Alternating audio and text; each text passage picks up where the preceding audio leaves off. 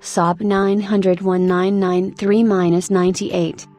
The second or new generation Saab 900, also referred to as the GM 900 or NG 900 among enthusiasts, was built on GM's GM 2900 platform as a replacement for the classic first generation Saab 900.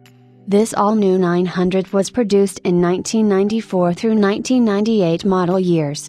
In mid-1998 it received over 1,100 individual improvements, although some were actually introduced on the 1998 model 900, and was renamed the Saab 93, in most markets. In the US the new model was introduced in 1999.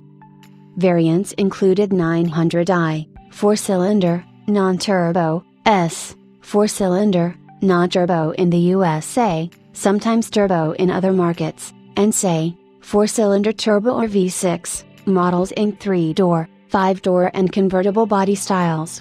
For 1997 and 1998 only, there was also a Saab 900 Talladega, after a record-breaking endurance test in 1996, on the Talladega Superspeedway. Trim levels in S and SE models varied greatly in the models, although in general SE models included automatic climate control ACC, leather interiors, wood-trimmed dashboards, and 16 inches wheels. Depending on market, the NG 900 was available with a choice of 2.0 liters or 2.3 liters Saab 16-valve Doc engines, Saab engine codes B204 and B234. In naturally aspirated or turbocharged form, 2.0 liters only, as well as a 2.5 liters version of GM's European 54 degrees V6 engine.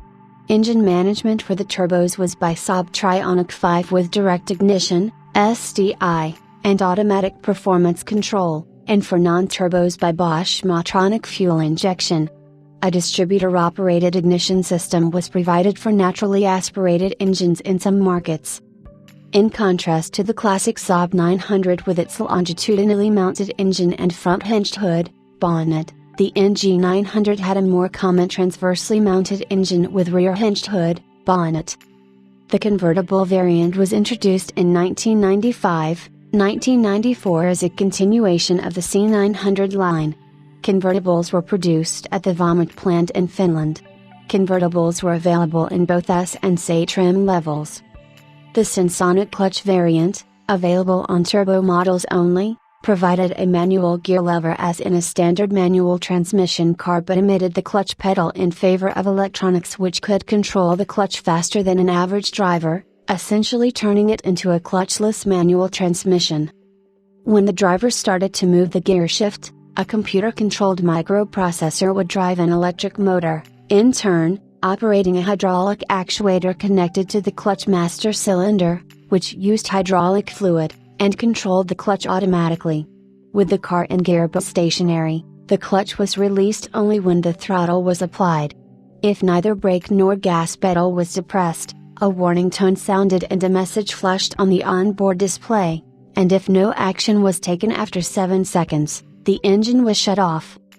Printed in error, a hill start function for Sensonic-equipped cars, as described in the owner's manual under rolling, was intended to assist in getting underway on hills to prevent rolling forwards or backwards. However, this feature was not implemented on any production unit. The Sensonic clutch ceased production when the 900 model was replaced in 1998.